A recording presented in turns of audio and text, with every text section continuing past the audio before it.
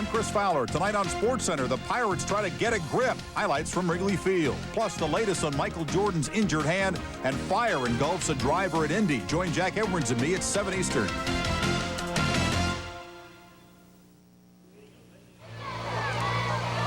United States flags waving proudly in North Carolina today. That's where the race is heading on the longest stage of this race. The field, not surprisingly, Brian, staying together for a while at least. In the early part of this race, everyone fears the climb that comes right at the very end. And so all of the riders were pretty unanimous in saying at the start this morning that they felt like it was going to be piano piano, which is Italian for slowly, slowly.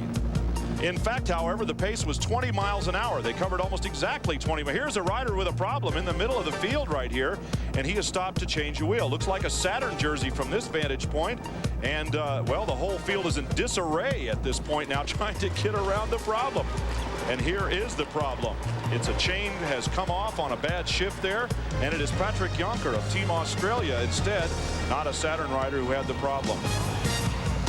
Scott Mercier, the king of the mountain, out in front, chalking up another one. He takes the Category 4 climb at the top in the early part of the bike race, and he has got a stranglehold on that king of the mountain jersey. The only one that can challenge him is Uria of the Kloss team.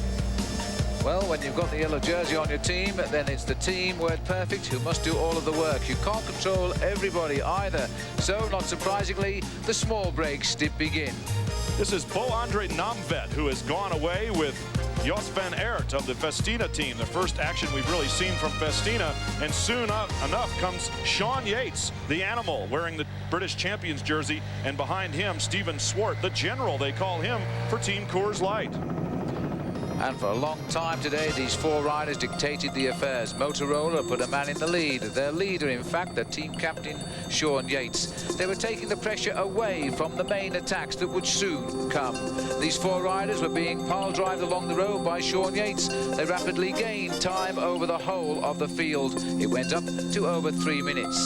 Santiago Crespo, who has been getting better and better in this race as the race has gone on, is also in the thick of the action.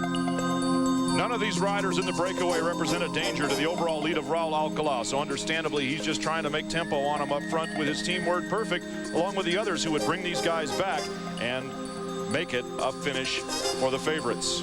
So the race is all together. They've been in the saddle now for over 5 hours as the field comes together, but the two big mountains are still to come, and the best in this race are still right at the front.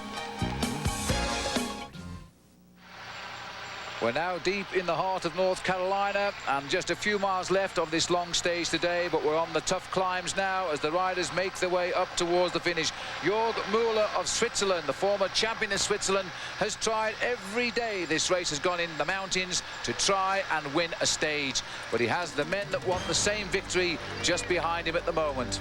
Until he gets a lead of better than 1 minute and 49 seconds, Jörg Müller will not be a danger to Raul Alcalá. Of course, there are time bonuses at the finish, so Alcalá, Armstrong, and the rest will keep him close. They may allow him to stay away for the stage victory, but there you can see they're not going to let him get very far away at all. And all of the favorites, well, at least 3 of our favorites are in this group right here, and they include Atle Valsvoll on the left, Raul Alcalá in the yellow, of course, Lance Armstrong on the far side, and joining them is number 4, and that is Antonio Martin of Amaya. He is in the pink jersey, and the last man in the break is Scott Moninger of Coors Light, who we have not heard from in this race. He is another of their climbers on equal par with Mike Engelman, but he has been ill and off form. Nevertheless, he's in this move of 5, chasing Jörg Müller, who's up the road. 2 key men are here. Lance Armstrong keeping a very close eye indeed on the yellow jersey of Raul Alcalá. Well, you saw yesterday, just 500 meters from the finish line at the Homestead, this man was swept aside by 60 riders. He lost the day. Now can he stay away this time? He rides just ahead of the field. The heads of state are watching one another, and as Brian Drebber has said, they might just allow him the leeway he needs to finally get the win, which he so richly deserves today, here on Beech Mountain, the first time the Tour DuPont has ever come here. The face of Atle Valsvoll, for the last 3 years he's finished 2nd overall. He must attack today. He must gain time on this final climb, otherwise he cannot expect in the last 2 days to win this Tour DuPont. Maybe 3 will be the charm finally for York Mueller, who will get a stage win.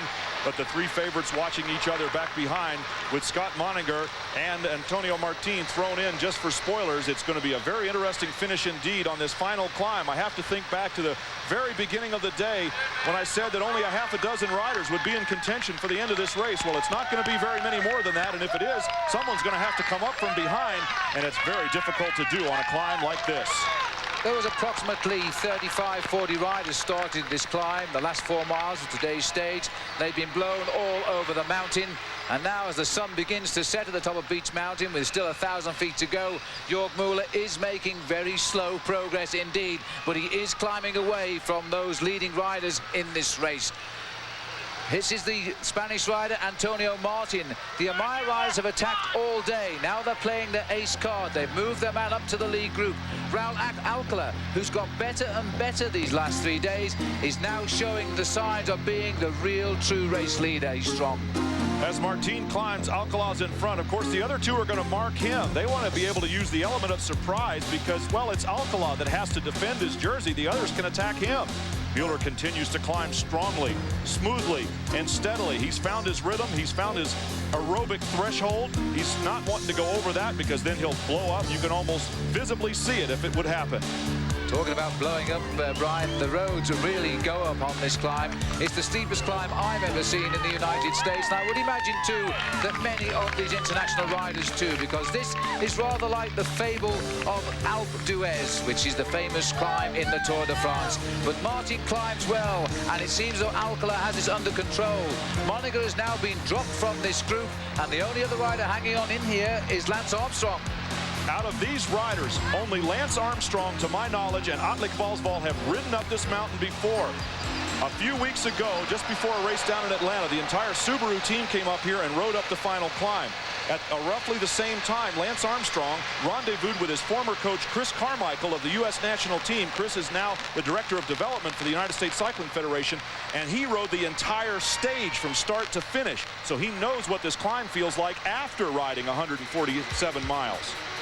Well, look at the gap now as we pull back from our helicopter. This is the seat that we've all wanted in this year's Tour DuPont, to see the big showdown on this mountain. They've talked about this mountain ever since Mike Plant announced the route of the Tour DuPont. They knew this would be showdown day. Armstrong is responding and he's attacking. Armstrong is going, and Alcala must react because Armstrong is looking for 23 seconds, less than that. If he wins, the time bonus is on the line. They're now chasing down Yogi Mueller, but they're not interested in him.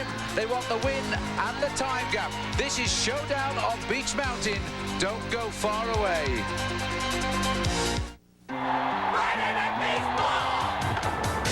Barry Bonds leads the Giants' explosive offense against San Diego's hitman, Tony Gwynn, tonight. Live on ESPN Friday Night Baseball. The last few yards of Beech Mountain, and Armstrong's attack has been brought back by Raul Alcala. He's back in the fold, Brian. Youth and vigor. Lance Armstrong is just not going to let anybody. Look, there he goes again. He catches Raul Alcala looking the wrong way over his left shoulder, and Lance Armstrong has decided to throw the gauntlet down one more time and just insult Raul Alcala almost by saying, okay, fine, catch me once, I'll do it again. And all this is being enacted just yards behind York Mueller of Switzerland from the Spanish class team. He is keeping his tempo. He is not panicking. He's hanging on for what he hopes will be third time lucky. He's attacked 3 times on the mountains of this year's race. Now can he win? Notice the difference in style between Armstrong, who's up dancing on the pedals to disguise any kind of attack that he might make, any kind of surge that he would throw at Raul Alcala. Alcala, meanwhile, sits in the saddle, slightly larger gear perhaps, but nevertheless is just going smooth and steady. Now Raul stands up as if to make an attack, and Lance drops in behind him. But Raul might have just been stretching his legs. This is going to be incredibly great because, well, first of all, because they're only separated by 23 seconds, there are time bonuses, 10 seconds to the winner, 6 seconds for second, 4 seconds for third. If Mueller holds on to win, just the placing alone will move either Armstrong or Alcala 2 seconds better than the other. And they both know it, of course, Brian, and Alcala is waiting. He's almost tempting Armstrong to make his move, as if he wants to get into his drift slipstream and draft his way up to the top of this mountain. This has been a real tough climb. The riders now are just a shaving below the 5,000 feet mark. Jörg Müller at last seems safe, and the crowd up here appreciative of what they have been watching on television all the way up the climb. And now Alcala is tempting Armstrong into the attack. Armstrong has proved today too he is a man who can climb, and one day not too far away he might win. But today of Switzerland takes the stage victory, and now Alcala goes looking for just a couple of seconds. Can he get them? He's got a couple already, 2 more on the bonuses. Alcala goes 2, he's trying to close that gap down. So on the line, Armstrong is second, Alcala is third, and I think we've seen over in 4th place there, we will have seen Atle Volsvold come over in 4th place. So the heads of state come over 2nd, 3rd and 4th. They couldn't stop Jörg Müller getting his victory today. That is a tremendous result for him.